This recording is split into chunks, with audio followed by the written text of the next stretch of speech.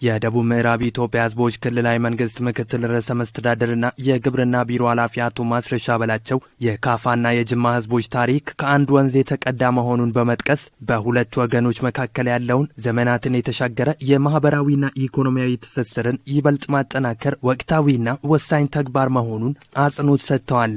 ያለፉት በርካታ ዓመታት በደምም የተቀላቀለን ሰዎች ነን። በደም ብቻ አይደለም፣ እኔ በማንነትም የተዋሃደን ሰዎች ነን። በከፋ ነገስታት ታሪክ አብዛኛው የከፋ ነገስታት እናቶች ከጅማ አባ ጂፋር ልጆች የሚመጡ ናቸው። የጅማ አባ ጂፋር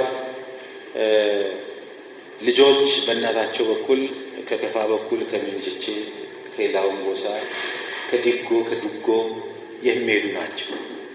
ወንዛችን አንድ ምንጭ ነው። ጫካችን አንድ ምንጭ ነው። ሄደን ለምሳሌ አንድ ጫካ ተከትለን በዚህ ብንሄድ ሳይለምን ስናልፍ መቱ እንገባለን። ከዛ ስትመጡ ጫካችን ወደ እንትን የለውም፣ ገደብ የለውም፣ ድንበር የለውም። ወንዞቻችን ድንበር የላቸው። አንድ ወንዝ ነው፣ አንድ ውሃ ነው ጠጥተን ያደግነው። ምክትል ርዕሰ መስተዳድሩ አክለውም የሁለቱ ዞኖች ህዝቦችና የሀገር ሽማግሌዎች ያላቸውን ታሪካዊ ትስስር በመደመር እሳቤ ወደ ላቀ ደረጃ ማሸጋገር እንዳለባቸው አሳስበዋል። የጋራ ታሪክ፣ የጋራ ትውፊትና የጠነከረ የጋራ መስተጋብር ያላቸውን የእነኚህን ህዝቦች አንድነት ይበልጥ መገንባት እንደሚገባም አሳስበዋል።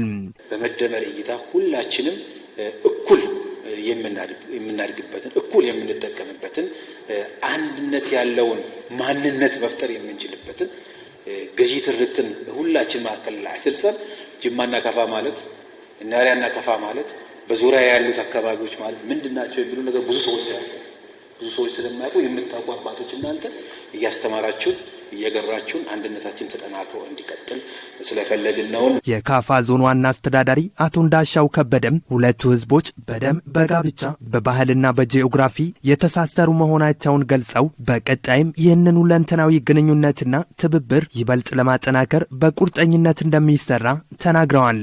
ጉርብትናችንና ትስስራችን እጅግ በጣም ጠንካራ በመሆኑ ነው። ከጉርብትናው ከጂኦግራፊው አልፎ በደም የተሳሰነ ብዙ ከፋዎች ከሸቤ ጀምሮ ሰካን፣ አጋሮ ደግሞ እንደዚህ የሚኖርበት ሁኔታ አለ። በጣም ብዙ ኦሮሞዎች ደግሞ እዚህ ገዋታ ላይ፣ ቢምቦ ላይ፣ ጌሻ ላይ፣ ቢጣ ላይ በብዛት የሚኖርበት ሁኔታ ነው ያለ። ምናልባት ከቀደምት የደም ትስስር ጋር በተያያዘ ንጉሥ አባ ጂፋር ምናልባት ካሏቸው ሚስቶች አንድ ከከፋ አግብተዋል ይላል። ስለዚህ አሁን ከመጡ ሰዎች ምናልባት የልጅ ልጃቸው ይኖራል፣ እዚህም የልጅ ልጃቸው ይኖራል ብዬ አስባለሁ። መንገድ መተያየት በጣም አስፈላጊ ነው ብዬ አስባለሁ።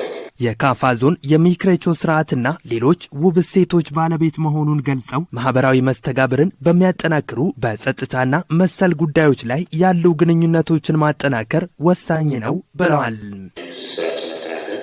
በኢንዱስትሪው፣ በግብርናው፣ በአግሮ ፕሮሰሱ፣ በኤክስፖርት የሚመረቱ ምርቶች ላይ ነን።